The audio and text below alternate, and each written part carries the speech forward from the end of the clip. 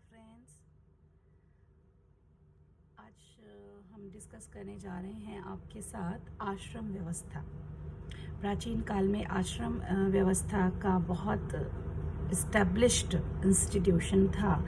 आश्रम व्यवस्था का जो प्रमुख मंतव्य था वो यह था कि जो जीवन हमें ईश्वर से मिला है हम उसे किस रूप में व्यतीत करते हैं। तो ऐसा माना जाता था कि मनुष्य का जो जीवन है वो लगभग 100 वर्षों का है। तो उन 100 वर्षों को 4 आश्रमों के सेगमेंट्स बनाकर बांट दिया गया था।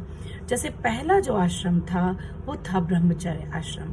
ब्रह्मचर्य आश्रम में जो बच्चा होता था वो जब 7-8 वर्ष की आयु प्राप्त कर लेता था तब उसका उपनयन संस्कार होता था और उसको गुरु के समीप शिक्षा प्राप्त करने के लिए वन में या गुरुकुल में भेज दिया जाता था। उस गुरुकुल में ब्रह्मचर्य आश्रम को निभाते हुए, उसका पालन करते हुए बच्चा अपनी संपूर्ण शिक्षा दीक्षा पूर्ण किया करता था और लगभग 25 वर्ष तक जब उसकी शिक्षा पूर्ण हो जाती थी तब वो वापस अपने घर पर आता था समावर्तन संस्कार के द्वारा और फिर अपनी अन्य गतिविधियों में संलग्न होता था। तो जो दूसरा आश्रम था वो था गृहस्थ आश्रम। इस आश्रम को सभी आश्रमों की जननी भी कहा जाता है और बहुत महत्वपूर्ण आश्रम ये माना जाता है क्योंकि इस आश्रम में व्यक्ति जो है वो संपूर्ण समाज का पालन पोषण करता है। और सबसे पहले समावर्तन संस्कार के पश्चात उसके विवाह की तैयारी होती है और विवाह करके संतान उत्पत्ति करके वह अपने समस्त समाज के प्रति के कर्तव्यों को पूर्ण करता है।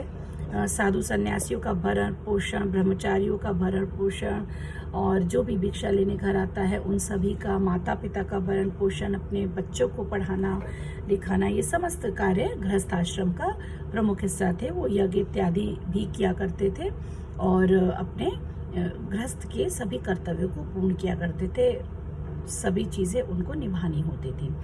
इसके बाद जो तीसरा आश्रम आता था वो होता था वानप्रस्थ आश्रम और उसके प्रवेश की आयु जो थी वो 50 वर्ष थी। अर्थात जब आपका गृहस्थ आश्रम कंप्लीट हो जाए और जो व्यक्ति है उसका पुत्र इस योग्य हो जाए कि वो घर को संभाल सके या पुत्र के भी पुत्र उत्पन्न हो जाए तो वो ये समझ लें कि अब हमें वन में प्रस्थान करना है।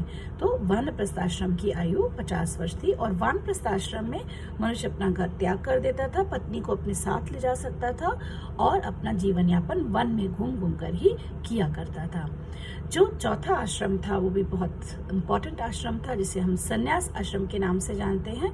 और संन्यास आश्रम का जो प्रमुख उद्देश्य था वो मनुष्य के मोक्ष की प्राप्ति था। अर्थात वो जो कुछ भी उसने संपूर्ण जीवन में किया है अब वो उन सबको भूल जाए, उनको त्याग दे और केवल भगवान की स्मृति की ओर ध्यान दे और उनका भजन पूजन करे ताकि वो मोक्ष की ओर अग्रसर हो सके। वानप्रस्थ आश्रम में पत्नी भी व्यक्ति के साथ जाती थी परंतु संन्यास आश्रम में मनुष्य अकेला ही रहता था और केवल अपने ही आत्मोत्थान के लिए, अपनी मोक्ष के लिए रात दिन प्रयासरत रहता था ताकि वो जीवन और मरण के इस अनंत चक्र से मुक्त हो सके और ईश्वर के चरणों में स्थान प्राप्त कर सके और उसका पुनर्जन्म ना हो और जो भी कर्म उसने किया उन सब का लेखा जोखा यहीं पर समाप्त हो जाए ताकि उसको उन कर्मों को भोगने के लिए या किसी और वजह से दूसरा जन्म न प्राप्त करना पड़े। तो जो संन्यास का लक्ष्य था वो मोक्ष प्राप्त करने का था। तो आशा करती हूँ कि आप लोगों को आश्रम व्यवस्था के विषय में काफ़ी अच्छे से समझ आया होगा। Thank you.